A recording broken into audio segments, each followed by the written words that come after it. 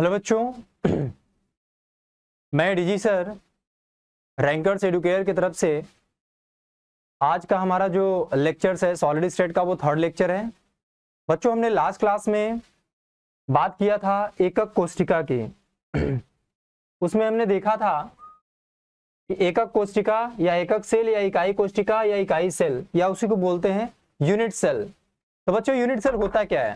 तो हमने बोला था कि हमारा जो एक सिस्टम है उस सिस्टम में वो हमारा त्रिविमीय जो स्ट्रक्चर्स है, संरचना है, उसमें अगर हम माचिस की एक डिब्बे की छोटी सी डिब्बिया को अगर डाला जाए और उनसे पूरा भर कर उस सिस्टम को बनाया जाए तो उसमें से जब एक माचिस की जो डिब्बिया रहेगी उसे हम लोग निकालेंगे तो वही हमारा है यूनिट सेल, या उसी को बोलेंगे एकक कोष्ठिका या एकक सेल या इकाई कोष्ठिका।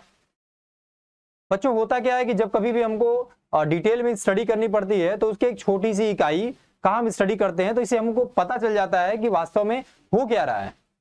तो किसी क्रिस्टलीय पदार्थ, लास्ट लेक्चर में हमने देखा था कि कोई भी हमारे पास जो क्रिस्टलीय पदार्थ है उसका जो लघुत्तम भाग है, मतलब सबसे छोटा, जिसको हम लोग इकाई बोलते हैं या यूनिट बोलते हैं, हम उसकी बात करते हैं। क्रिस्टल की संपूर्ण ज्यामिति की व्याख्या करता हो तथा जिसे बार बार दोहराने से संपूर्ण क्रिस्टल का निर्माण भी हो जाए, एकक कोष्ठिका कहलाती है। कहने का मतलब कि अगर किसी एक माचिस की डिब्बी को निकाल लिया जाए बाहर तो उसके बारे में जो भी हम संरचना स्ट्रक्चर्स देखते हैं, ठीक है, उसके बारे में जो हम लोग डिटेल स्टडी करते हैं बच्चों, वही हमारा एकक कोष्ठिका या एकक सेल या इकाई कहलाता है। ठीक है। और हमें पता है कि त्रिविमीय स्ट्रक्चर्स में हमारे जो भी साइड होती हैं, जो भी हमारे किनारे होते हैं, उसमें ए बी सी मतलब लंबाई, चौड़ाई और ऊंचाई की बात करते हैं हम लोग। ठीक है। उसी तरीके से इनकी अगर हम कोण की बात करेंगे जिसको एंगल बोला जाता है, उसमें दो साइड के बीच का जो एंगल होगा बच्चों वह होगा अल्फा, और ए और बी के बीच में, ए और बी जो हमारा साइड है उसके बीच में जो एंगल होगा उसे अल्फा बोलेंगे, और बी और सी के बीच में बीटा बोलेंगे, और सी और ए के बीच में गामा बोलेंगे। इस तरीके से हम लोग किसी एकक कोष्ठिका में साइड भी हम लोग देख सकते हैं और साथ में उसमें मौजूदा एंगल या कोण भी देख सकते हैं।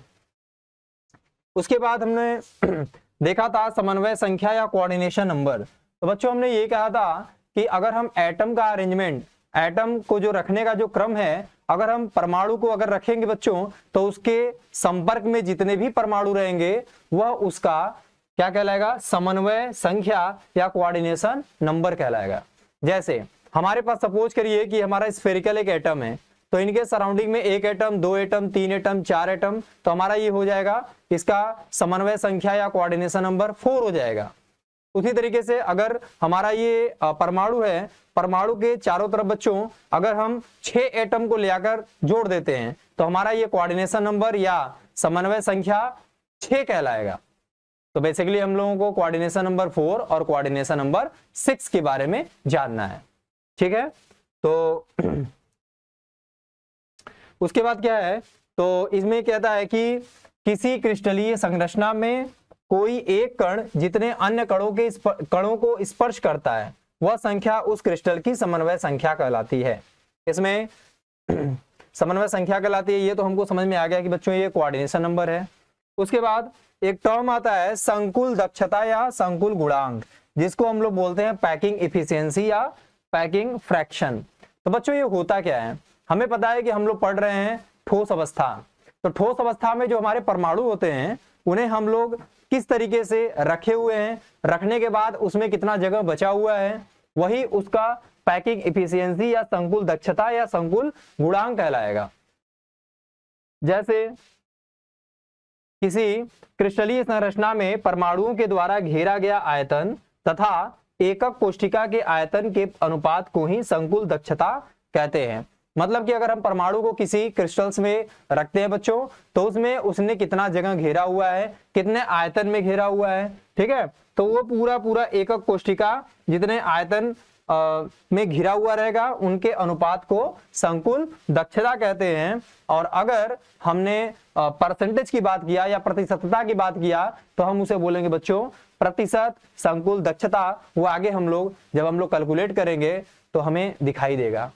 ठीक है, तो चलिए आगे बढ़ते हैं। ये लास्ट लेक्चर में हम लोग देख चुके थे। ठीक है बच्चों। अब हम बात करते हैं बच्चों, ये हमारा क्या है, संकुल दक्षता। संकुल दक्षता, इसी को हम लोग बोलते हैं बच्चों पैकिंग एफिशिएंसी। ठीक है, इसी को हम लोग बोलते हैं पैकिंग एफिशिएंसी या संकुल दक्षता। ये क्या होता है बच्चों, यन। यन मैंने बताया था या आप लोग नहीं जानते हैं तो कोई बात नहीं, हम आपको बता देते हैं बच्चों। ये क्या होता है, यन जो होता है वो हमारा होता है जो हम लोग आगे चलकर पढ़ेंगे, यूनिट सेल। जो हम लोग यूनिट सेल पढ़े बच्चों, एकक एकक सेल या एफसीसी, बीसीसी और सिंपल क्यूबिक, ये सारी बातें अभी आएंगी सामने। तो उनमें इनके जो इफेक्टिव नंबर ऑफ एटम होते हैं, ठीक है, इनकी संख्या क्या होती है, कितने से ये जुड़े रहते हैं, वही नंबर कहलाता है एन। ठीक है, इस पर हम लोग अभी डिटेल में बात करेंगे। तो इनका जो संकुल दक्षता होता है या पैकिंग इफिशियंसी होती है बच्चों, उनका जो फार्मूला होता है वह जिस सेल की बात करेंगे हम लोग, जैसे एफसीसी ले लिए तो एफसीसी के लिए बच्चों होता है 4। ठीक है, बीसीसी ले लिए बच्चों तो बीसीसी के लिए होता है 2। ठीक है, उसी तरीके से सिंपल क्यूबिक के लिए हम लोग लेंगे। तो एन की वैल्यू हमारा डिपेंड करेगा कि हमने कौन सा सिस्टम लिया है, हमने कौन सा क्रिस्टल लिया बच्चों। उसके बाद n into 4/3 pi r cube, ये हमारा क्या होता है, जो एक परमाणु है उसका आयतन 4/3 पाई आर क्यूब। ठीक है, उसके बाद हमारा क्या है बच्चों, ये वॉल्यूम। वॉल्यूम क्या है, क्रिस्टल का संपूर्ण वॉल्यूम। और वॉल्यूम क्या होता है, लंबाई चौड़ाई ऊंचाई। और ए क्या होता है, ए बी सी, वही जो साइड है उसे हम लोग ए बी सी बोल रहे हैं। देखो जैसे यहाँ पे अगर हम बात करते हैं बच्चों, यहाँ पे अगर हम बात करें तो अगर हमारा ये हमारा ए है, ये हमारा बी है, ये हमारा सी है, तो बच्चों ए बी सी हमारा ये साइड है। ठीक है, उसी तरीके से यहाँ पे भी है। तो हमने कहा कि यहाँ पे हमारा जो परमाणु है कहाँ कहाँ पे रखा गया है, ये हमारे कॉर्नर हैं,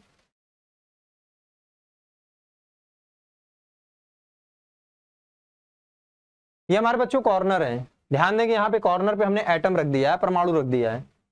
ठीक है, ये हमारे परमाणु, ये हमारा क्रिस्टल्स हो गया, ये हमारे यूनिट सेल हो गया। इसमें हमने क्या किया है, परमाणुओं को कहाँ कहाँ पर रखा है, उनके कॉर्नर पे रख दिया है एटम या परमाणु को। ठीक है, तो इन्हीं को कहाँ कहाँ पे रखा जा सकता है, उसके आधार पर ये इस तरीके के संरचना या क्रिस्टल्स को बनाते हैं। ठीक है, तो अगर कोई पूछे संकुल दक्षता क्या होता है, पैकिंग एफिशिएंसी क्या होता है, तो आप बोलोगे कि n into 4/3 pi r cube divide by volume. ये वॉल्यूम क्या है बच्चों, ये टोटल वॉल्यूम है जिसमें हमारा क्या होता है, वह यूनिट सेल ऑक्युपाइड करता है। और ये वॉल्यूम होता है बच्चों किसी एक साइड का होल क्यूब। क्यों, क्योंकि इनके साइड आपस में, अगर हम सिंपल क्यूबिक की बात करते हैं बच्चों, या घन की साधारण जो हमारे पास घन है उसकी बात करते हैं, तो घन का जो आयतन होता है बच्चों, लंबाई गुणे चौड़ाई गुणे ऊंचाई, तो अगर घन की बात करेंगे तो उनके सारे साइड बराबर होते हैं। तो लंबाई भी ए, चौड़ाई भी ए, ऊंचाई भी ए, तो ए इंटू ए यानी ए क्यूब हो जाएगा बच्चों। तो यहाँ पे हम वॉल्यूम जो हमारा होगा वो हमारा हो जाएगा ए क्यूब। और ये जो हमारा वॉल्यूम है, ये हमारा जो आयतन है, वो हमारे किसी एक परमाणु का होगा। और यन बताता है कि हमने कौन सा सिस्टम लिया हुआ है। ठीक है, उसके बाद घन की ज्यामिति, ज्योमेट्री ऑफ ए क्यूब। बच्चों हम बात करते हैं क्यूब की। ठीक है, हम बात करते हैं बच्चों ये क्यूब की। अगर हम बात करते हैं क्यूब की, तो क्यूब में हमें पता है कि इनके सारे साइड्स आपस में बराबर होते हैं, इनकी लंबाई चौड़ाई ऊंचाई सब कुछ बराबर होता है। ठीक है, तो घन की जो ज्यामिति होती है, ज्योमेट्री ऑफ ए क्यूब, कोनों की संख्या इज इक्वल टू 8, फलकों की संख्या 6, भुजाओं की संख्या, भुजा कितने हैं, साइड कितने हैं, इनकी संख्या है 12। फलक के विकर्णों की संख्या कितनी है, 12। फलक के विकर्ण कितनी संख्या है, 12। कैसे बच्चों, देखते हैं हम लोग।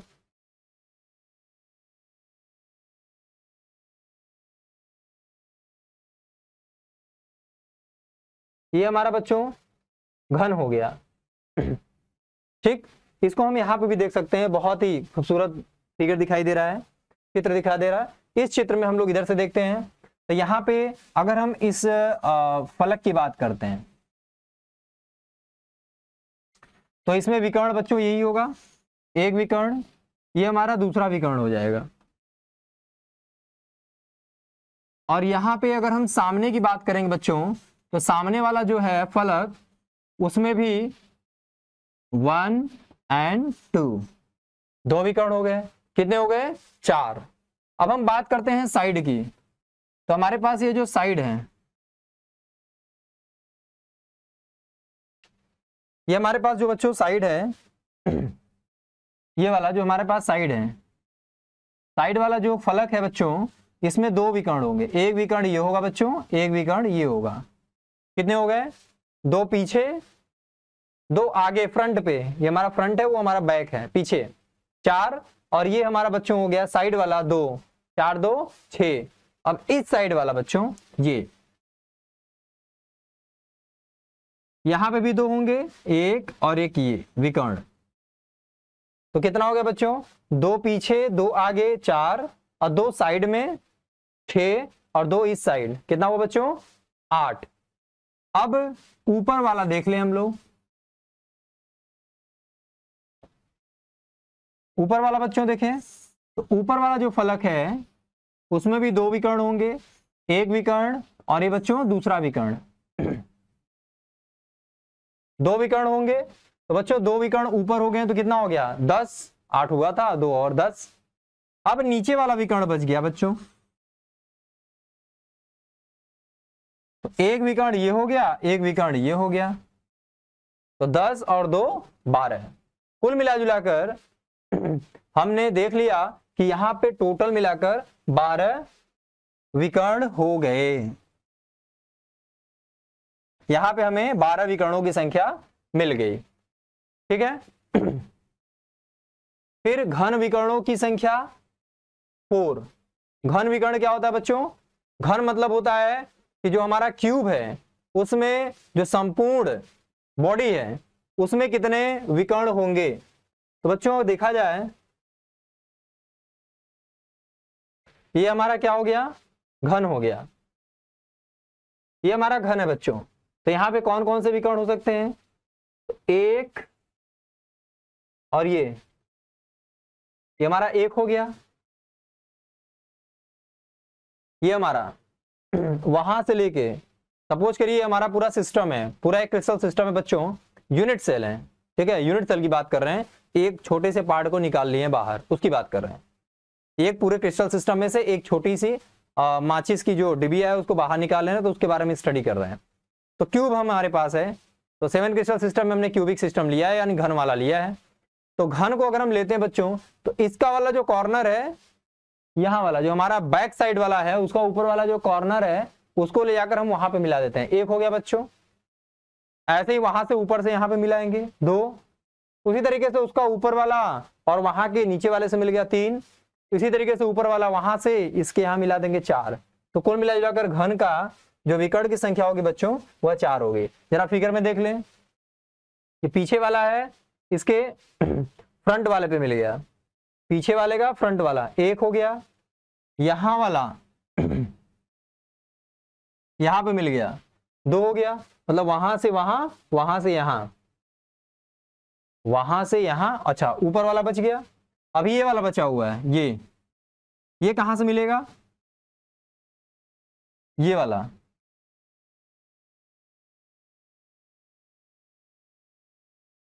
हो गया।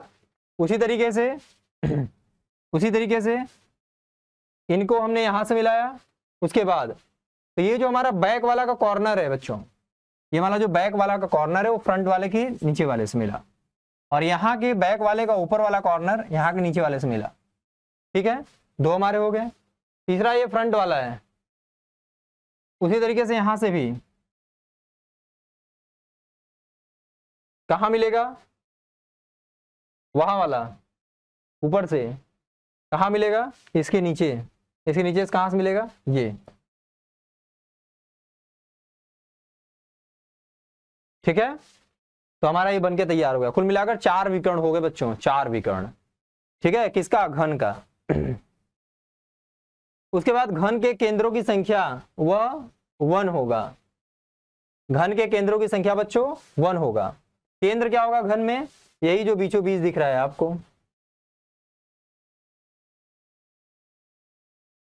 यही है, यही हमारा केंद्र है बच्चों, एक होगा, मात्र एक होगा। अच्छा, उसके बाद घन की विभिन्न अवस्थाओं में एक परमाणु का योगदान, ठीक है, एक परमाणु कितना योगदान देगा। तो एक घन का एक कोना 8 है, घन में उभयनिष्ठ होता है, इसलिए घन के 1/8 कोने पर परमाणु का भाग ही उपस्थित होता है। ठीक है, जरा इसको देखें बच्चों, कहने का मतलब क्या है, जरा समझे हम लोग।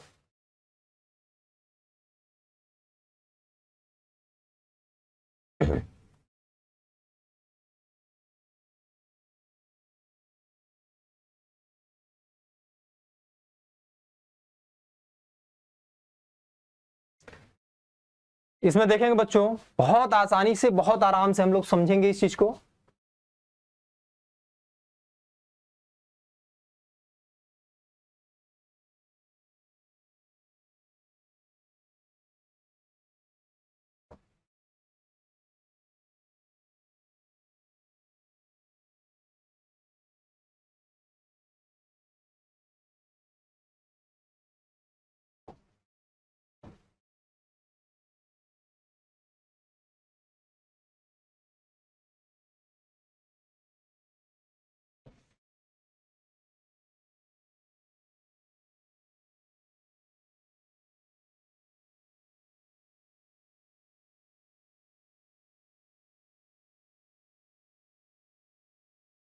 बच्चों ये हमारा क्यूब है, यानी घन है, ठीक है। तो हम एटम कहाँ कहाँ पे रख रहे हैं, कॉर्नर पे, कॉर्नर पे, कॉर्नर पे और कॉर्नर पे। यहाँ भी कॉर्नर है, कॉर्नर है, कॉर्नर है और कॉर्नर है। अगर हम आपसे पूछें बच्चों, यहाँ पे बताइए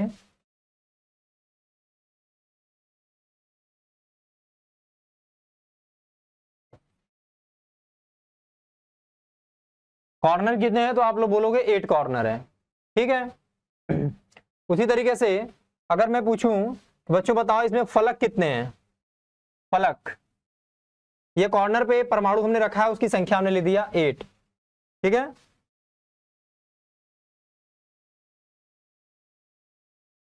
उसके बाद बच्चों हम देखेंगे कि इसमें फलक क्या है। ये हमारा एक फलक हो गया, ये हमारा पीछे वाला फलक है, ये हमारा फ्रंट वाला, आगे वाला है बच्चों, ये हमारा पीछे वाला फलक है, ये हमारा आगे वाला फलक है, ये हमारा 2 फलक हो गया। ये बच्चों हमारा 3 फलक हो गया, देखिए ऊपर वाला फलक हो गया, ठीक। हमारा पहले ये हमारा पीछे वाला था बच्चों, इसको ध्यान देंगे आप लोग, ये हमारा पीछे वाला फलक था,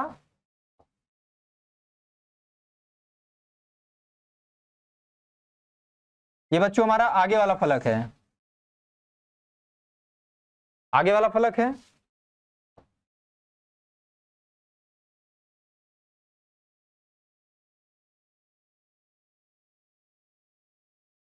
ये बच्चों हमारा ऊपर वाला फलक है,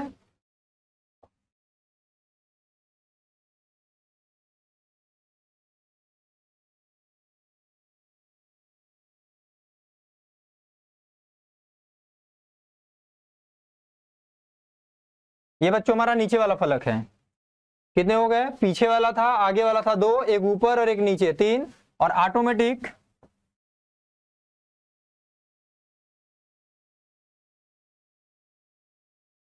यहां भी देखेंगे तो बच्चों ये वाला फलक बन गया एक और साइड में,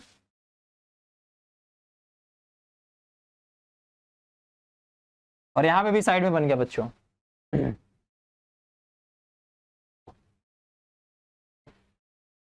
तो यहां पे देखने को मिल रहा है ये टोटल मिलाकर बच्चों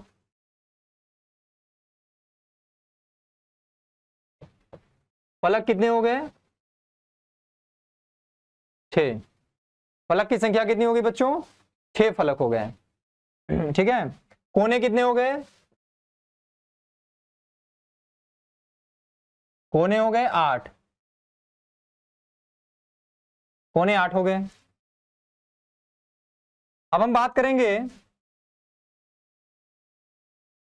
पूरे केंद्र में, ये पूरा हमारा घन है बच्चों, इसके केंद्र में कितने एटम हैं, इसका केंद्र यही कहलाएगा।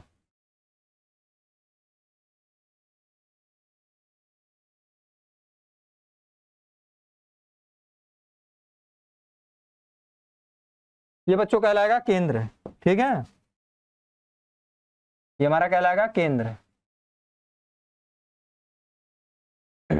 ठीक, उसके बाद यहां पे हमने एटम को रख दिया।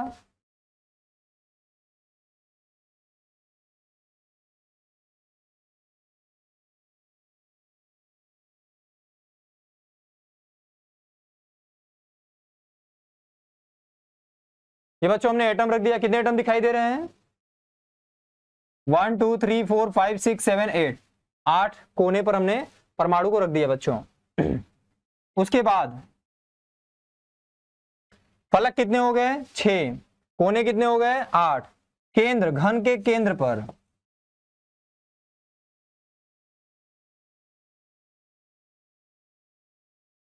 घन का केंद्र कितना हो गया बच्चों? 1। अच्छा, फलक 6 फलक थे तो केंद्र, फलक का भी केंद्र कितना होगा?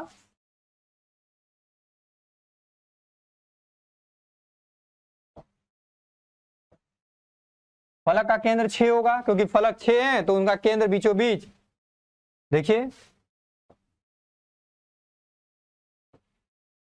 याद देखिए, एक फलक ये है, दूसरा फलक ये है, तीसरा बीचों बीच ये है, चौथा ये है बच्चों, पांचवा ये है और छठा इसके पीछे है। 6 फलक हो गए। उसके बाद अब हम बात करते हैं साइड कितने हैं। साइड तो देखो,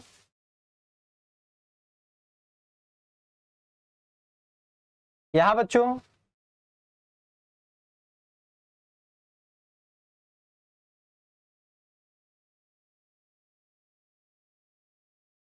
यहां देखेंगे कितने साइड हैं बच्चों। चलिए काउंट करें हमारे साथ। 1 2 3 4 5 6 7 8 9 10 11 12। कितने हो गए बच्चों? 12। तो यहां पे साइड, या इसको बोलेंगे क्या चीज? भुजा। भुजा कितना बच्चों? 12। अब सवाल ये उठता है बच्चों कि अगर हम कॉर्नर पे परमाणु को रखते हैं, क्योंकि हम एक बात कर रहे हैं, हम एक इसकी बात कर रहे हैं, एकक सेल की। तो बच्चों एकक सेल की बात करते हैं, तो एकक सेल में हम परमाणु अगर बच्चों कॉर्नर पे रखते हैं तो क्या देखने को मिलेगा कि उस परमाणु को, एक परमाणु की बात कर रहे हैं, एक परमाणु अगर और भी हम एकक सेल ले लेंगे तो इस परमाणु का क्या पूरा भाग इस एकक सेल में आएगा, या फिर अगर बगल में रख दिया जाए एकक सेल तो उनमें भी कुछ ना कुछ स्पर्श होगा। समझ रहे होंगे आप लोग। हमने बोला कि अगर परमाणु को कॉर्नर पे यानी कोने पर रख दिया जाए तो इसके स्पर्श में कितने लोग और आएंगे, मतलब कि इस एकक सेल में इसका कितना अंश आएगा। बाकी पीछे वाले में बच्चों, पीछे वाले हो सकता है कि ऐसे, ये तो एकक सेल यहाँ पे है, यहाँ पे हमने परमाणु को रख दिया, इसके पीछे भी होगा, इसके बगल में भी होगा एकक सेल, इसके आगे भी एकक सेल होगा। तो हम कॉर्नर पे, जब हम कोने पर एक परमाणु को रखते हैं बच्चों, तो हमारा ये जो परमाणु कोने पर रखा गया है उसके स्पर्श में कितने और एकक सेल रखे जाएंगे, तो इस वाले एकक सेल में इसका कितना अंश या इतना भाग आएगा, वही हमें देखना है। उसी के लिए हम ये फिगर या चित्र बनाने का प्रयास किए हैं। ठीक है, तो बच्चों जब यहां पे हम रखेंगे तो आप लोग आराम से समझना, जिस रूम में मैं हूं बच्चों, इस रूम के पीछे वाले में हम जिस रूम में हैं ये हमारा बैक साइड कहलाएगा ना, ये हमारा बैक साइड कहलाएगा। तो इस रूम का ये बैक साइड है। तो मान लीजिए उस वाले कॉर्नर पे हमने परमाणु को रखा है, तो इसके बगल वाले रूम में वो फ्रंट कहलाएगा। हम जिस रूम में हैं वो हमारा बैक कहलाएगा, हमारे रूम के बगल वाले रूम का वो फ्रंट कहलाएगा। जब परमाणु को उस कॉर्नर पर रखेंगे बच्चों तो इसके पीछे वाला भी इस परमाणु को टच करेगा, क्योंकि ये स्फेरिकल होता है, 3 डायमेंशनली होता है, त्रिविमीय होता है, तो इसको पीछे वाला भी तो टच करेगा, स्पर्श करेगा। बगल में रखा हुआ है वो भी टच करेगा। तो अगर हम बोले बच्चों इनके टच में कितने लोग रहेंगे, तो कोई क्यूब है उसके टच में अगर किसी के कॉर्नर में अगर परमाणु को रख दिया जाए तो कितने लोग टच करेंगे, तो 4 नीचे मिलेंगे और 4 ऊपर, कुल मिलाकर 8 ऐसे एकक सेल मिलेंगे जो इस परमाणु को टच करेंगे। जैसे जिस रूम में है ये हमारा बैक साइड वाला है, इसके पीछे वाले रूम में का फ्रंट वाला, 2 तो ये हो गए, फिर इसके बगल वाले रूम का बैक साइड वाला पीछे वाला, फिर इसके रूम के बगल के पीछे वाले का फ्रंट साइड, तो 4 नीचे हो गए और 4 ऊपर हो गए। तो 8 लोग मिलकर इस परमाणु को क्या करेंगे, स्पर्श करेंगे। तो एक एकक सेल में जब परमाणु को कॉर्नर पे या कोने पर रखा जाता है बच्चों, जब किसी परमाणु को कोने पर रखा जाता है तो वह उसका कितना अंश इस एक एकक सेल में पहुंचता है, तो सिर्फ और सिर्फ 1/8। कैसे पता, तो 1/8 ऐसे पता कि 8 लोग मिलकर इस एक परमाणु को टच कर रहे हैं, तो एक रूम में बच्चों आएगा 1/8। तो अगर हम बोलेंगे कि पूरा कितना कॉर्नर है, तो आप बोलोगे 8, तो क्या बोलोगे 1/8 × 8, कैंसिल, बताओ कितना आएगा 1।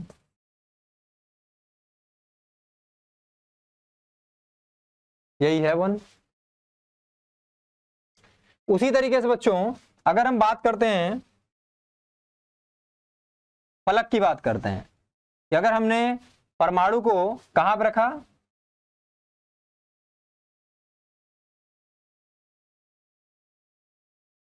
परमाणु को बच्चों हमने कहां रखा, फलक के केंद्र पर रखा। अब बताओ इस फलक के केंद्र पर अगर हमने परमाणु को रखा तो बताओ इसको कितने लोग टच करेंगे, इसको कॉर्नर, ये तो कोने पर रखा नहीं गया है, केवल फलक के बीचों बीच रखा गया है, तो बच्चों इसको टच करने के लिए कितने लोग, इसके पीछे वाला ही परमाणु, इसके पीछे वाला जो एकक सेल रहेगा सिर्फ वही टच कर सकता है, वही स्पर्श कर सकता है। तो बताइए इस वाले रूम में इसका कितना अंश आएगा, परमाणु एक था, टच करने वाले स्पर्श करने वाले सिर्फ 2 हैं, एक तो इस रूम वाला, एक तो इसके बगल वाला रूम, इस परमाणु को टच करेगा, यानी 2 रूम हैं, 2 रूम का मतलब 2 एकक सेल हैं, लेकिन परमाणु हमारा एक है। तो बताइए एक रूम में कितना पड़ेगा, हाफ ही पड़ेगा, परमाणु हमारा हमेशा एक ही है, परमाणु एक है बच्चों, लेकिन उस परमाणु को स्पर्श करने वाले 2 रूम हैं, तो एक रूम में कितना पड़ेगा 1/2। अब बताओ 1/2 है, टोटल फलक कितने बच्चों 6, तो कितना हो गया 2 3 जा 6, केवल फलक के कारण। फलक के केंद्र पर जब हम परमाणु रखेंगे तो हमारा कितना आएगा 3, टोटल हमारा नंबर कितना आएगा बोलिए 3 आएगा, क्योंकि हमारे टोटल फलक की संख्या 6 है, तो 1 के कारण 1/2, तो 6 है तो 3 आएगा। उसी तरीके से बच्चों हमारा ये हमारा बन गया फलक के कारण। अगर घन के केंद्र पर रखेंगे, अगर हम बच्चों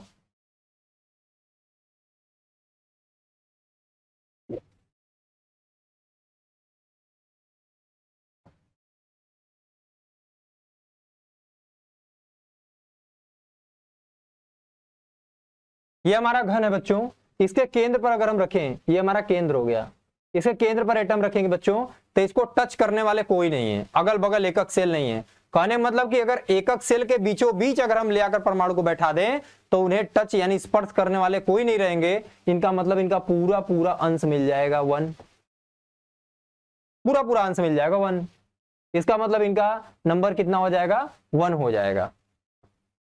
ठीक है, अभी आगे चलकर हम लोग देखेंगे कि कोई भी हमारा कोई सा भी हमारा सेल हो, लेकिन उसमें कॉर्नर पे कोई भी एटम रहता है, कोई भी परमाणु रहता है, वो कॉमन रहता है, चाहे वो फलक वाला हो, चाहे वो हमारा घन वाला हो, चाहे वो हमारा बॉडी बीसीसी यानी हमारा क्या घन वाला हो, ठीक है, या तो हमारा सिंपल क्यूबिक हो, ठीक है, या हमारा फलक वाला हो, तो उसमें कोने वाला हमेशा कॉमन रहता है। ठीक है, तो चलिए, आई होप कि आप लोगों को ये सारी बातें समझ में आ रही होगी बच्चों। अब आगे हम लोग चलते हैं।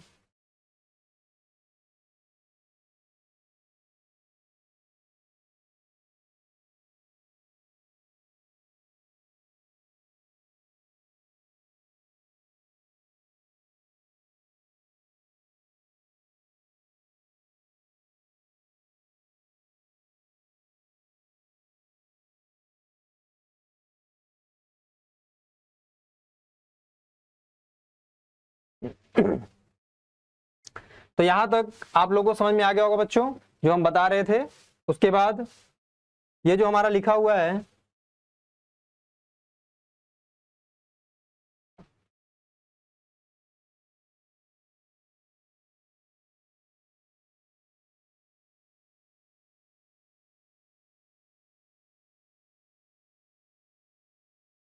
अब आप लोगों को सारी बातें समझ में आएंगी।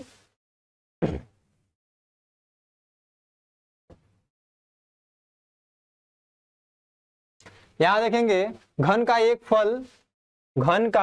फलक दो घन में उभयनिष्ठ होता है।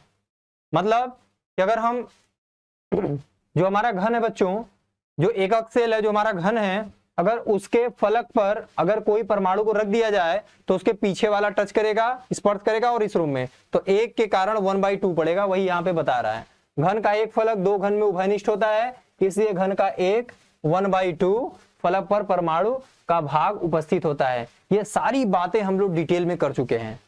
ठीक, घन की एक भुजा बच्चों, घन की एक भुजा मतलब कौन सा हो गया, ये देखिए यहां पे देखिए,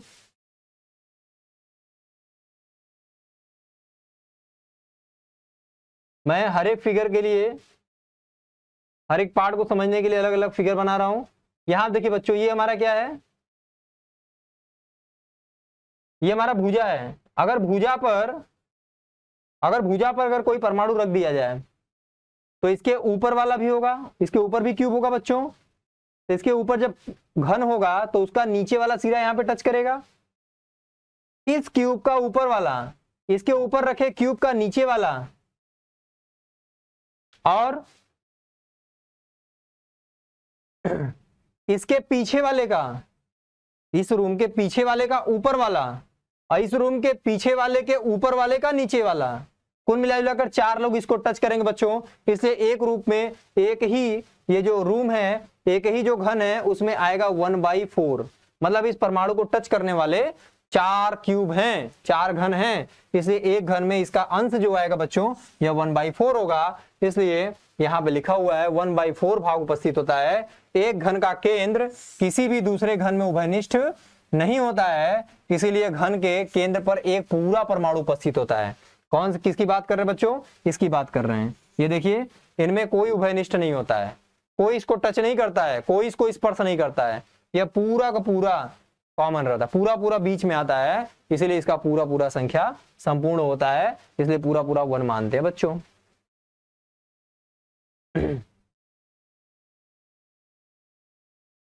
उसके बाद हम बात करते हैं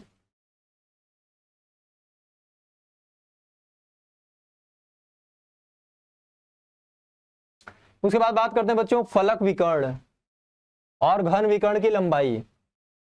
बहुत आसान है, फलक विकर्ण हम लोग समझ चुके हैं। हमारा फलक कौन सा, ये हमारा पूरा घन का विकर्ण है √3a। फलक विकर्ण बच्चों √2a। ये कहां से आया, कैसे आया, कैसे समझेंगे? तो बच्चों इसको समझने के लिए बहुत ही आसान तरीका है, वो जरा देखिए हम लोग। ये हमारा बच्चों फलक है, एक छोटा सा एग्जांपल ले रहे हैं, हमारा फलक है।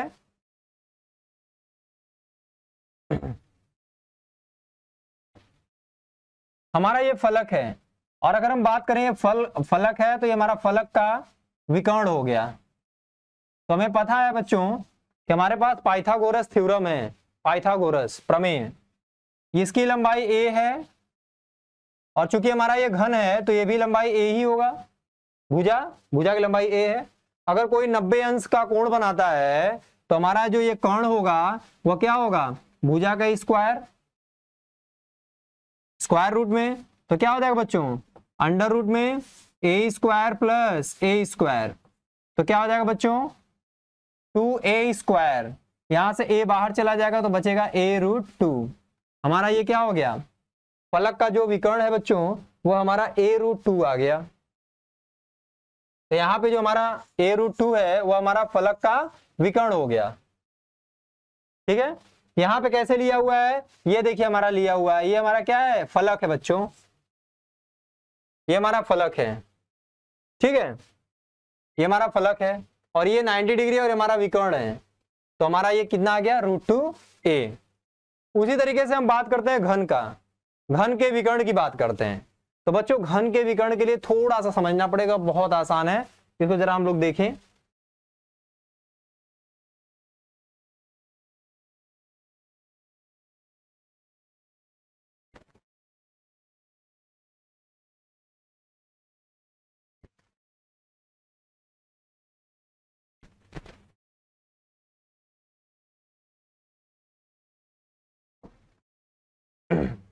देखेंगे यहाँ पे घन का विकर्ण, घन का विकर्ण बच्चों कौन सा होगा हमारा, ये पीछे वाला ले आकर इस आगे वाले में हमने मिला दिया। त्रिविमीय स्ट्रक्चर है इसलिए हो सकता है कि आप लोगों को कंफ्यूजन हो, लेकिन बहुत आसान है, थोड़ा समझने का प्रयास करेंगे। ये हमारा पीछे वाला क्यूब है बच्चों, पीछे वाला क्यूब है, हमारा आगे वाला क्यूब है, उन दोनों को मिला दिया। अब कैसे हम इसका विकर्ण निकालेंगे, तो बच्चों एक बात बताओ, ये हमारा क्या है परपेंडिकुलर, यानी हमारा क्या है लंब है। लंब कितना है बोलो, भुजा की लंबाई कितनी है a है, और ये हमारा क्या है फलक का विकर्ण बच्चों। कैसे पता, ये देखो हमारा फलक है और थोड़ी देर पहले हम इसका विकर्ण निकाले, कितना निकाले हो a√2,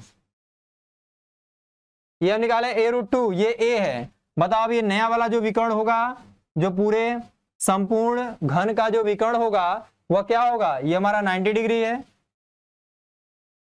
तो बच्चों इसका स्क्वायर प्लस इसका स्क्वायर ये हमारा विकर्ण है।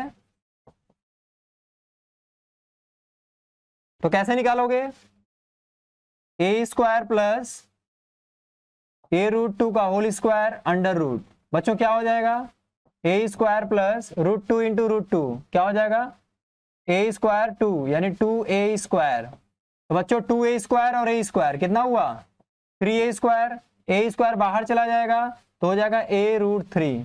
ये हमारा आ गया घन का विकर्ण। क्या गया बच्चों, घन का विकर्ण। तो बताओ ये जो घन का विकर्ण आया हुआ है वह √3a है क्या, यही तो है। और ये वाला हमारा क्या हो गया फलक का विकर्ण √2a, तो a का स्क्वायर और √2a का स्क्वायर बराबर हमारा घन का विकर्ण हो गया बच्चों।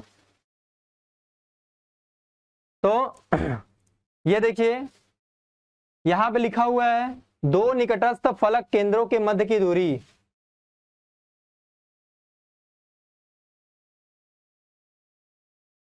दो निकटस्थ फलक केंद्रों के मध्य की दूरी a/√2।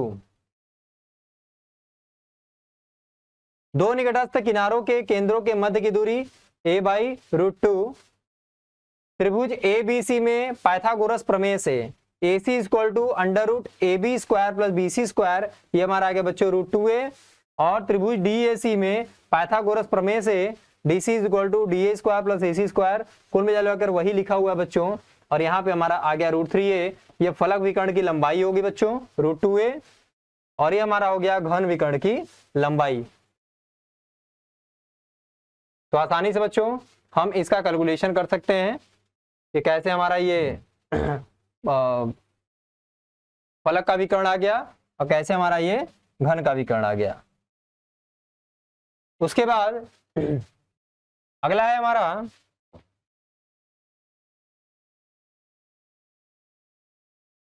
सरल अविभाज्य मूल एकक कोष्ठिका या सिंपल क्यूबिक यूनिट सेल, इसी की हम बात कर रहे थे बच्चों। सिंपल क्यूबिक यूनिट सेल, इसी की हम लोग बात कर रहे थे। तो अभी हम बहुत सारे छोटे छोटे सिस्टम की बात करेंगे बच्चों। तो उसमें से एक हमारा छोटा सा सिस्टम है, पहला वाला सिस्टम है सिंपल क्यूबिक यूनिट सेल, या इसी को बोलते हैं सरल अविभाज्य मूल एकक कोष्ठिका। तो बच्चों अभी हमने निकाला था कि जो हमारा क्यूबिक यूनिट सेल है, जो हमारा सरल अविभाज्य मूल एकक कोशिका है बच्चों, उसमें हम परमाणु कहाँ कहाँ रख सकते हैं? या तो बच्चों हम रखेंगे कॉर्नर पे, ठीक है, किसी भी सेल की बात कर रहे हैं जिसमें हमारा क्यूबिक हमने लिया है सिंपल क्यूबिक यूनिट सेल, तो आपके पास बहुत सारे छोटे छोटे एकक सेल हैं, उसमें से कोई भी एक एकक सेल ले लो, उसमें से हम एग्जांपल ले रहे हैं सिंपल क्यूबिक यूनिट सेल। तो इसकी पहचान क्या होती है? सारे के सारे परमाणु सिर्फ और सिर्फ कॉर्नर पे रहते हैं और कहीं पे भी नहीं रखेंगे। तो एकक कोशिका जिसमें प्रत्येक कोने पर और केवल कोने पर ही जालक बिंदु उपस्थित हो, सरल या अविभाज्य एकक कोशिका कहलाती है। इस स्थिति में एकक सेल के प्रत्येक 8 कोनों पर परमाणु होता है, हम पहले ही बता चुके हैं। एक कोने पर उपस्थित एक परमाणु को केंद्र मानने पर यह ज्ञात होता है कि यह परमाणु कितना बताए थे?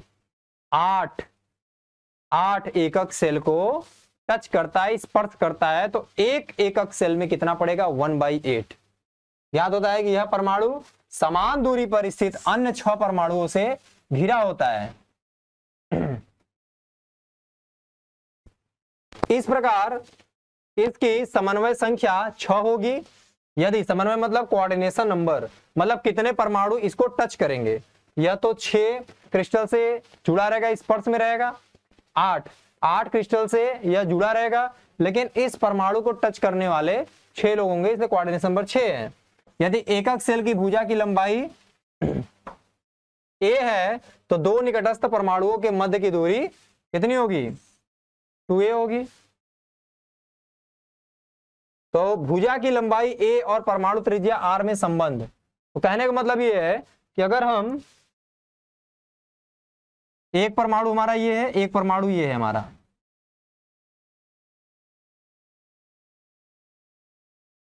ठीक है, और ये है बच्चों हमारा त्रिज्या, तो परमाणु हमारा सेम है, ए परमाणु, तो हमारे त्रिज्या ये r है तो हो जाएगा RA। यहां भी सेम है, परमाणु सेम है तो त्रिज्या भी सेम होगी RA। लेकिन ये जो हमारा बन रहा है बच्चों, ये हमारा जो भुजा है उसकी लंबाई कितनी है बोलो? भुजा की लंबाई, ये भुजा की लंबाई कितनी है बोलो? a। तो बता, ये जो हमारा भुजा की लंबाई है ये तो हमारा बाहर चला गया, हमारे पास यही है, तो ये हमारा कितना हो गया बच्चों? a। तो a में क्या क्या है? RA और RA, तो क्या हो जाएगा? a = RA + RA, तो RA कितना होगा बच्चों? 2RA। याद बच्चों RA कितना हो जाएगा? a/2। तो यहां पे हम क्या लिख सकते हैं? तो R = a/2। यहां देखिए R = a/2। यह कब होगा? जब हमारे पास सरल अविभाज्य मूल एकक कोशिका होगी, जिसको सिंपल क्यूबिक यूनिट सेल बोलते हैं। वहां पे परमाणु सिर्फ कॉर्नर पे होंगे और दोनों आपस में टच करेंगे। तो हमारा जब ये परमाणु टच करेगा बच्चों,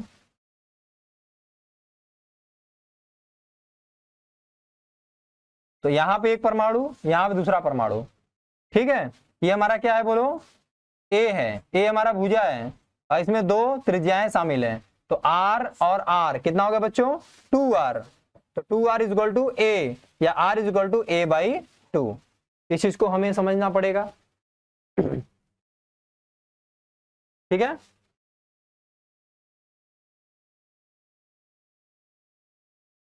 नेक्स्ट है आपका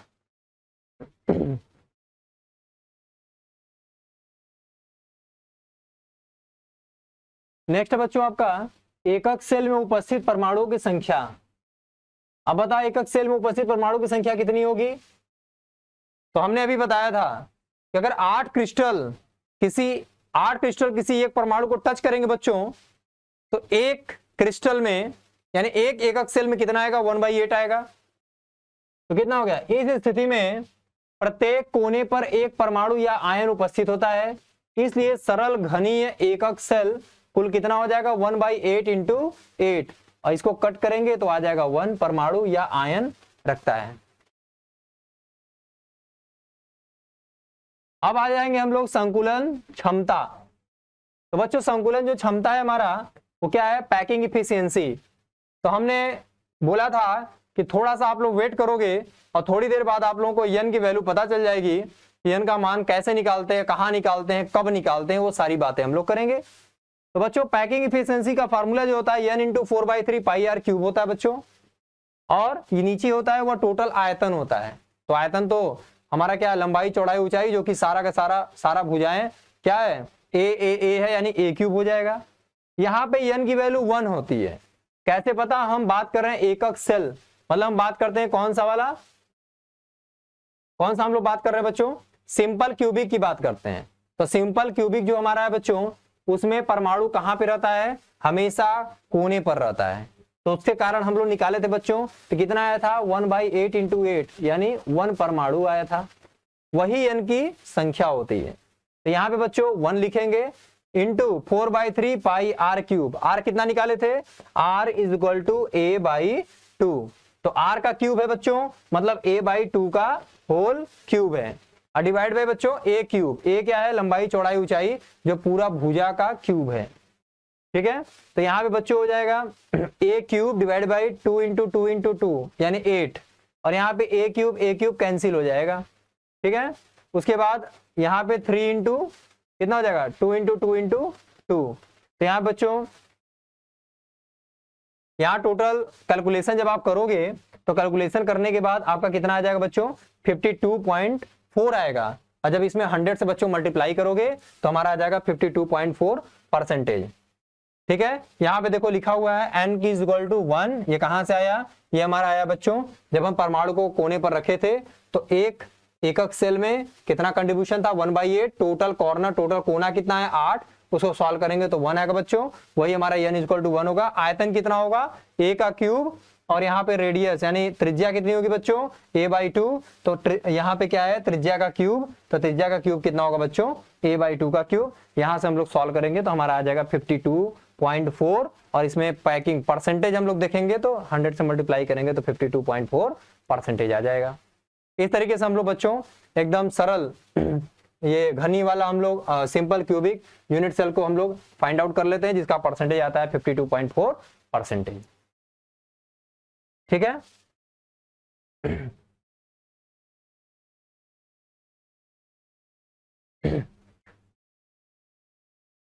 अब हम देखेंगे बच्चों काय केंद्रित या अंतः केंद्रित एकक कोशिका, जिसको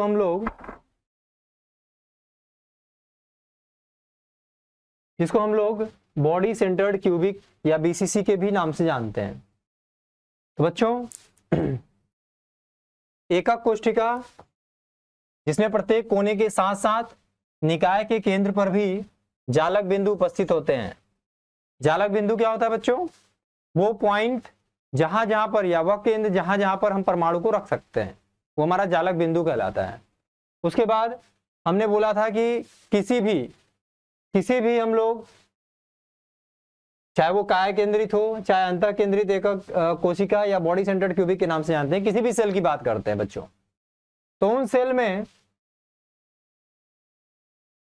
जो हमारा जालक बिंदु है वह तो उपस्थित होगा ही, उसके साथ साथ कोने पर हमारे हमेशा परमाणु उपस्थित रहेंगे, तभी तो हमारा वो सेल कहलाएगा।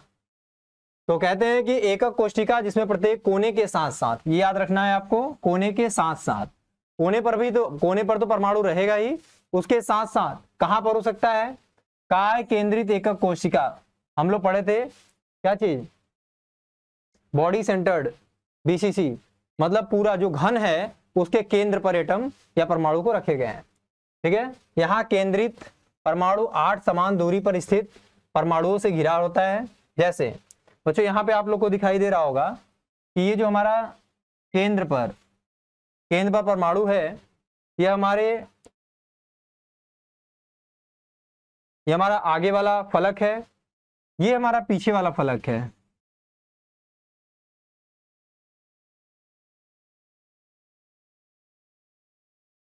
ये हमारा पीछे वाला फलक है, तो आगे वाला ये पीछे वाला है। तो यहाँ पे हम देखेंगे कि एक एटम आगे वाले कॉर्नर पे, पीछे वाले कॉर्नर पे, आगे वाले कॉर्नर पे, पीछे वाले कॉर्नर पे, आगे वाले कॉर्नर पे, पीछे वाले कॉर्नर पे, आगे वाले कॉर्नर पे, पीछे वाले कॉर्नर पे। मतलब अगर हम सेंटर में यानी केंद्र में, किसी घन के केंद्र में अगर परमाणु को रख दे बच्चों, तो उनको स्पर्श करने वाले कुल परमाणु की संख्या 8 होगी। ठीक है, तो अगर हम बोले किन्हीं दो परमाणु की बात करते हैं बच्चों, ये सपोज दैट ये हमारा क्या हो गया, विकर्ण हो गया। ठीक है, तो हम किन्हीं दो परमाणु की बात करते हैं। ठीक है, तो किन्हीं दो परमाणु के, ये हमारा पता है कि हमारा विकर्ण कितना है बच्चों, a√3।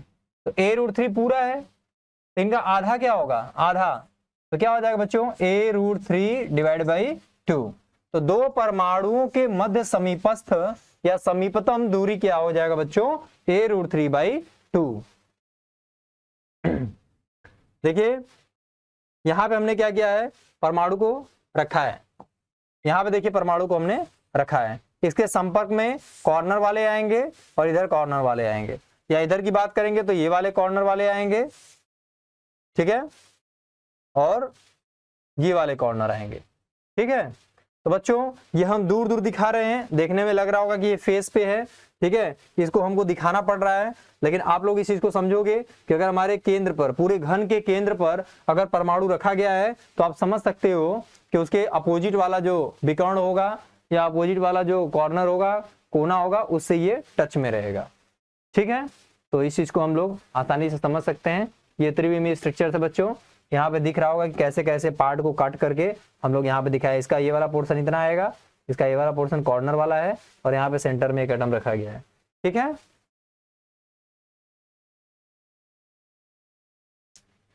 तो भुजा की लंबाई,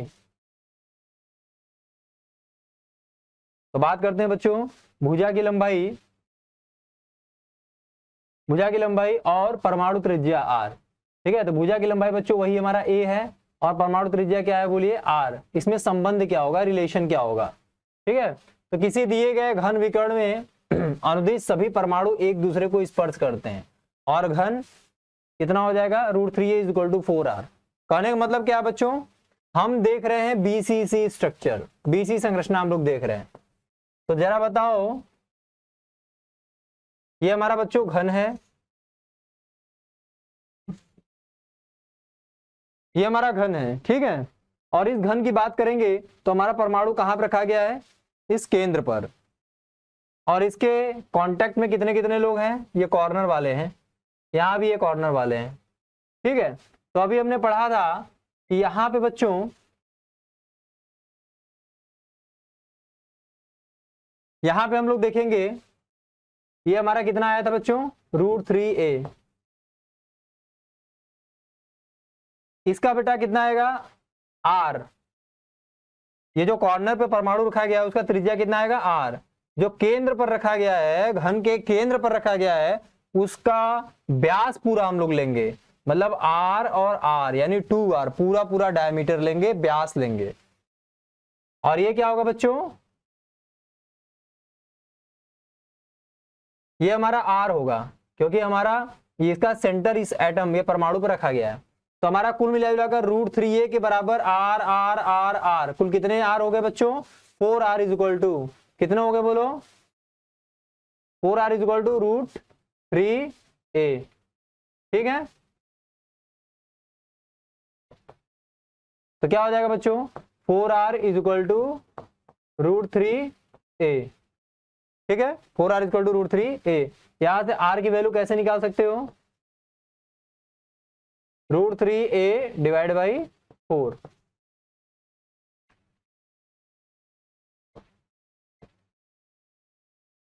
ये हो गया हमारा √3a/4। ठीक, उसके बाद हम बात करेंगे बच्चों अगला पॉइंट, एकक सेल में उपस्थित परमाणुओं की संख्या। बहुत ही आराम से हम लोग सीखेंगे। हमें पता है बच्चों कि जो हम BCC स्ट्रक्चर पढ़ रहे हैं, BCC स्ट्रक्चर के लिए सारे परमाणु कॉर्नर पे यानी कोने पर तो रहेंगे ही, उसके साथ साथ घन के केंद्र पर भी रहेंगे। तो कॉर्नर के कारण हमें पता है कि एक कॉर्नर पे जब परमाणु रखा जाता है तो 1/8, और टोटल परमाणु कितने हैं किसी एकक सेल में, 8। तो 1/8 × 8 कितना हो गया बच्चों, 1। और एक पूरे घन के केंद्र पर, जो कि उसको कोई टच नहीं कर रहा है, उभयनिष्ठ नहीं हो रहा है किसी और के साथ, कि उनका कंट्रीब्यूशन होगा, मतलब बाहर वाले जो एकक सेल है उनसे टच नहीं कर रहा है, वह पूरा बीचों बीच केंद्र पे, घन के केंद्र पर पड़ा हुआ है। तो एक तो केंद्र पर वाला हो गया, और एक कोने वाला, कोने वालों के साथ कितना हो गया 1 और केंद्र के कारण 1, 1 + 1 2। तो बच्चों यहां पर हमें क्या दिखाई दे रहा है,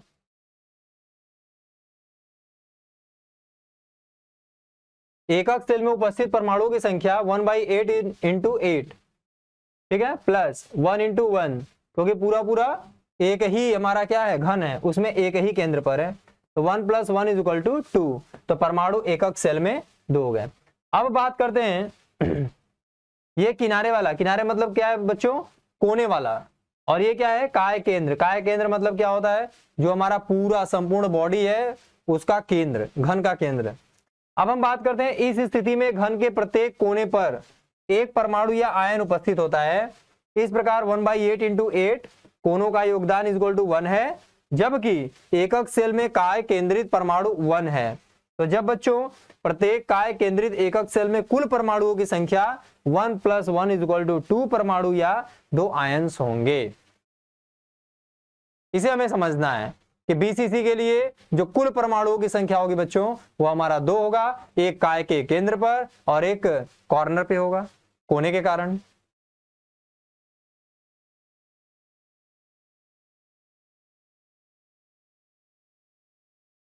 अब हम बात करते हैं बच्चों फलक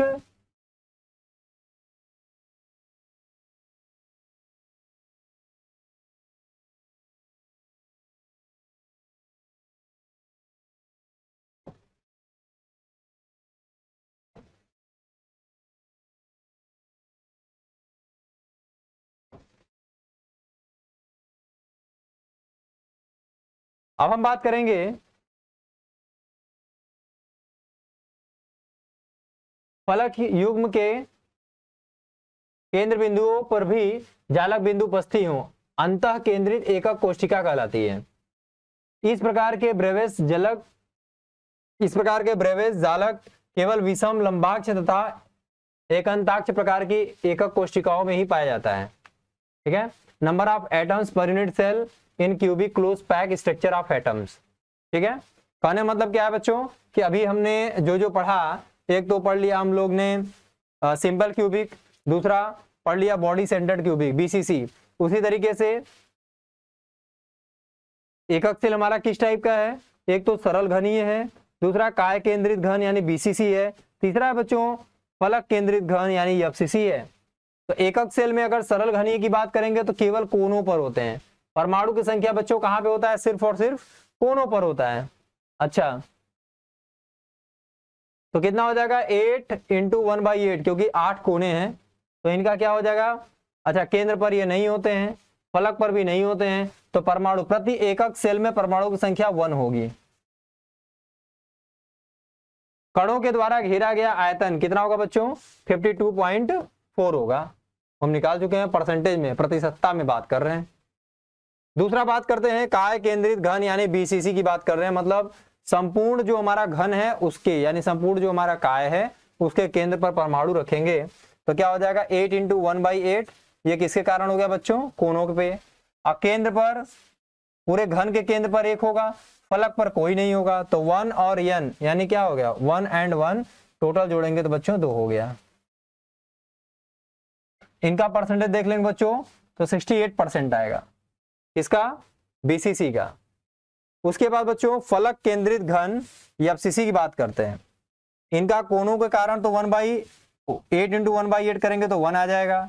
यहाँ पे घन के केंद्र पर ये नहीं होंगे, सिर्फ घन के फलक पर होंगे। तो बच्चों 1/2 आया था, उभयनिष्ठ था 2, एकक सेल पे 1/2 था, तो टोटल फलक कितने हैं 6, तो 6 × 1/2 कितना आया 3 यहाँ पे बच्चों और एक कॉर्नर यानी कोनों पर, तो 3 और 1 मिलकर 4 हो गया।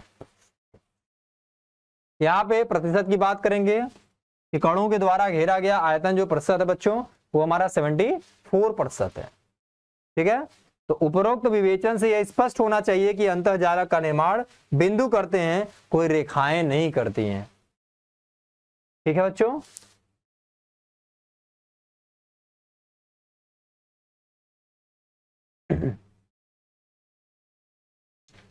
अब बच्चों ये क्वेश्चन है, एक फलक केंद्रीय घनीय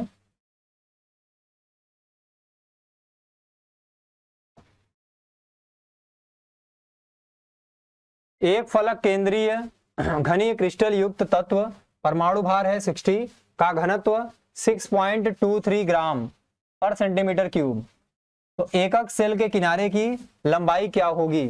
अवोगाद्रो स्थिरांक कितना है बच्चों?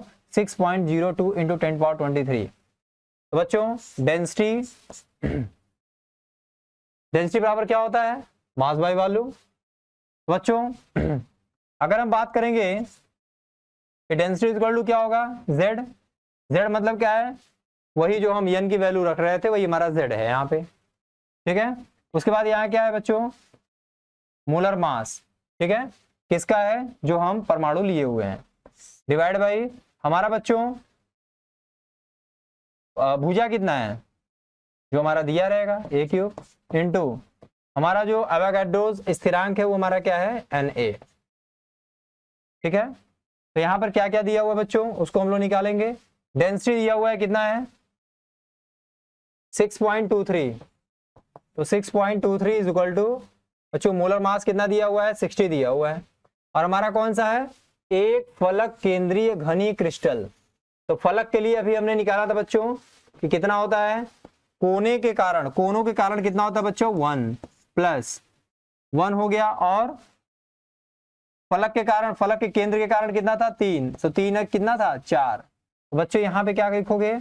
6.23 into 6.23 is equal to 4 into m b. Molar mass कितना होगा बच्चों? मोलर मास, तो मोलर मास हमारा कितना हो जाएगा?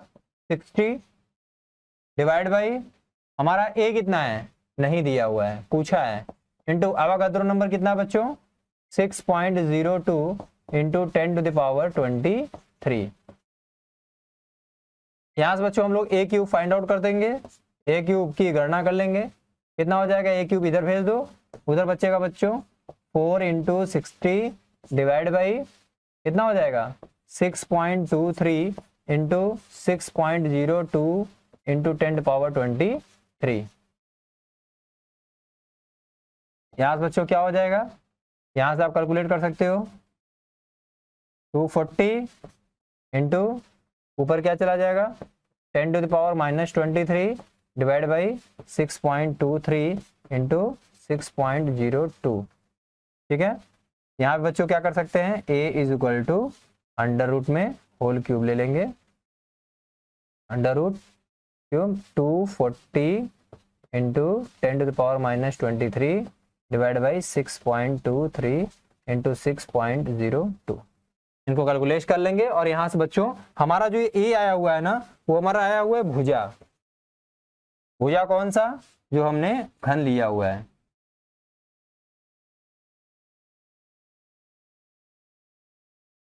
ठीक है। ये हमारा बच्चों भुजा आ गया। कौन सा हमने लिया हुआ है बच्चों? एकक सेल, वो हमारा कौन सा है? FCC। कैसे पता है? क्वेश्चन में दिया हुआ है कि एक फलक केंद्रीय घनीय क्रिस्टल युक्त तत्व, जिसको हम लोग FCC बोल रहे हैं, जिसका वैल्यू हम लोग ने निकाला था बच्चों 4, ठीक है। 4 का कैसे आया था? हमारा जो कोना था वो हमारा 1 था, और जो हमारा फलक का केंद्र था वो हमारा बच्चों 3 आया था। 3 और 1 मिलाकर कितना हो गया? 4 हो गया, ठीक है। अच्छा एक चीज और बच्चों,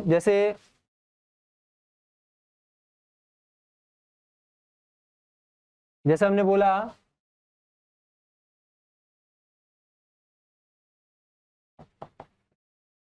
सिंपल क्यूबिक, ठीक है, सिंपल क्यूबिक, या हम लोग सरल एकक घनीय, ठीक है, सरल एकक घनीय की बात करते हैं।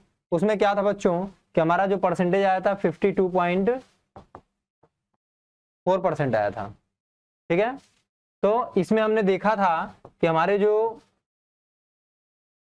परमाणु थे वो हमारे कहाँ रखे गए थे? केवल कॉर्नर पे। तो इनका रेडियस r था, यानी त्रिज्या r था, और ये जो हमारी लंबाई बच्चों वो हमारा a था। तो यहाँ पे बच्चों r 2r is equal to कितना हो गया? a हो गया। r इज इक्वल टू क्या हो गया बच्चों? a/2। तो कभी कभी क्वेश्चन में दिया रहता है कि अगर हमारा ये सरल एकक सेल बना रहा है या सिंपल क्यूबिक यूनिट सेल बना रहा है बच्चों, उसमें हमारा अगर दिया हुआ कि परमाणु की त्रिज्या r दिया हुआ है, मान लीजिए कितना 24 एंगस्ट्रॉम दिया है, ठीक है, या यहाँ पे भुजा पूछ रहा है कि भुजा बताओ कितना होगा, तो आप आसानी से निकाल सकते हो क्योंकि हमारा सिंपल क्यूबिक है बच्चों। तो यहाँ पे क्या लिखोगे? तो आर दिया हुआ है 24, इसमें 2 से मल्टीप्लाई कर दोगे तो हमारा आ जाएगा यहाँ से भुजा। ऐसे भी क्वेश्चन पूछा है कई बार। और अगर इसी तरीके से आपको बता देता है बेटा कि फली वाला, यानी एफसीसी हमारा सेल बना रहा है, तो एफसीसी वाला आपने पढ़ा है, क्या पढ़ा है कि एफसीसी के लिए हमारा जो त्रिज्या और जो हमारा भुजा है ए है, उसमें रिलेशन क्या होगा। तो आप बताओ कैसे निकाल सकते हो। तो देखो ध्यान से,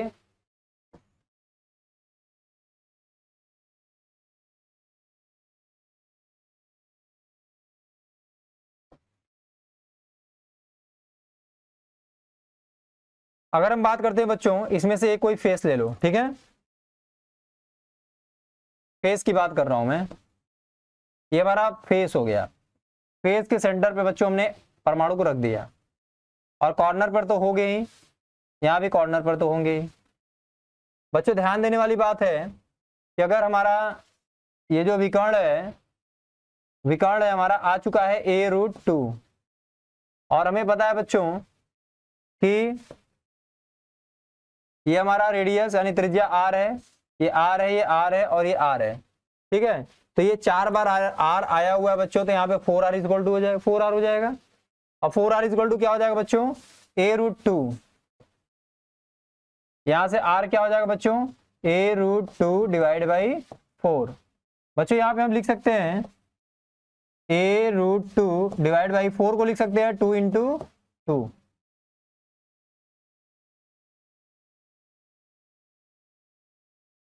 ठीक है, अब यहां आप क्या करें बच्चों, a√2 divide by 2 into 2, r equal to क्या लिख सकते हो, a√2 डिवाइड बाई 2 को लिख सकते, 2 को 2 रहने देते हैं और 2 को लिख सकते हैं √2 इंटू √2। तो √2 को √2 खाया और आपके लिए r is equal to a/2√2 आया।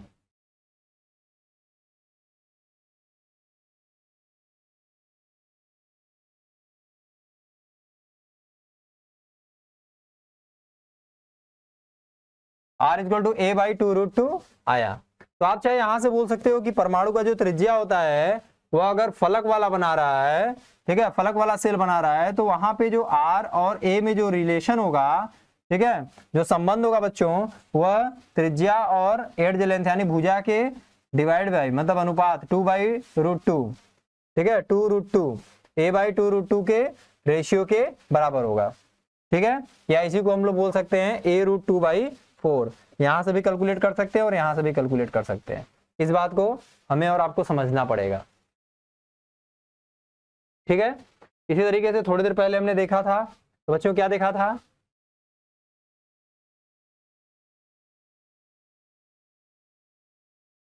कि अगर हमारे पास रहेगा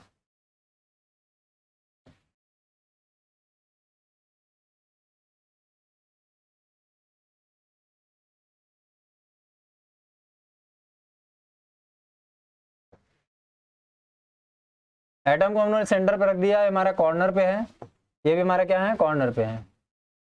बच्चों ये वाला हमारा क्या था, 4r, और यहाँ पे क्या था, a√3।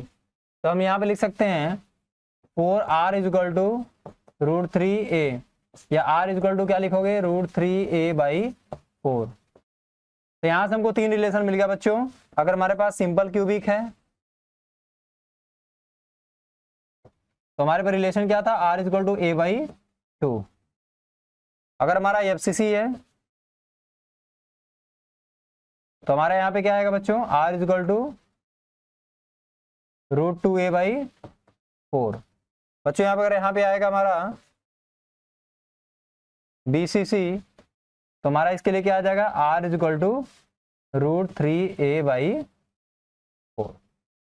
इस तरीके से बच्चों हम देख सकते हैं कि एक अच्छा खासा हमारा यहाँ पे तीनों तरीके के जो शेल है उनमें रिलेशन मिल गया। यहाँ से कभी कभी या तो a की वैल्यू दे देता है बच्चों, तो आपको फाइंड आउट करना पड़ता है। यहाँ से आप देख सकते हो, यहाँ पे या तो a की वैल्यू दे देगा तो r पूछेगा, या त्रिज्या दिया रहेगा तो आपसे भुजा पूछ लेगा। तो एक तो यहाँ से आप फाइंड आउट कर सकते हो। ठीक है, अगर ये फाइंड आउट कर सकते हो बच्चों, तो आपसे अगर कोई पूछता है कि बताओ ये एफसीसी में पैकिंग इफिशिएंसी कितनी होगी, तो एफसीसी में पैकिंग एफिशिएंसी कैसे निकालोगे? वही बच्चों, packing efficiency is equal to क्या निकलोगे? n is equal to 4/3 pi r cube divide by क्या लिखोगे बोलो? a cube. मतलब टोटल वॉल्यूम में कितना परमाणु क्या किया है? पाया जा रहा है, कितना जगह घेर रहा है, वही हमारा क्या है? दक्षता है। ठीक है, या पैकिंग एफिशिएंसी कहलाएगा। तो बच्चों यहाँ पे कैसे निकालोगे? Packing efficiency is equal to n की वैल्यू एफसीसी के लिए कितना होता है बच्चों? 4 इंटू कैसे निकालोगे? 4/3 पाई। आर की जगह पे क्या लिखोगे? आर की जगह पे हमारा क्या है?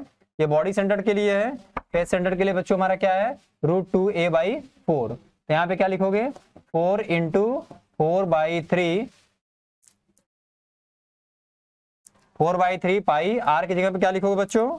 आर की जगह पे एफसीसी के लिए r is equal to √2a/4। तो यहाँ पे क्या लिखोगे? r है ना, तो लिखोगे √2a/4। यहाँ पे क्यूब कर लोगे और डिवाइड बाई नीचे a क्यूब कर लोगे।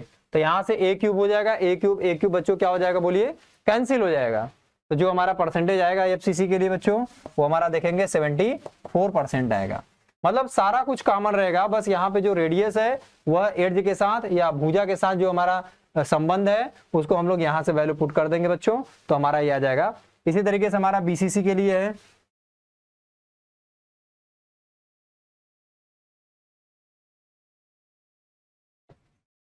बीसीसी के लिए हमको निकालना है बच्चों पैकिंग एफिशिएंसी। तो पैकिंग एफिशिएंसी क्या हो जाएगा?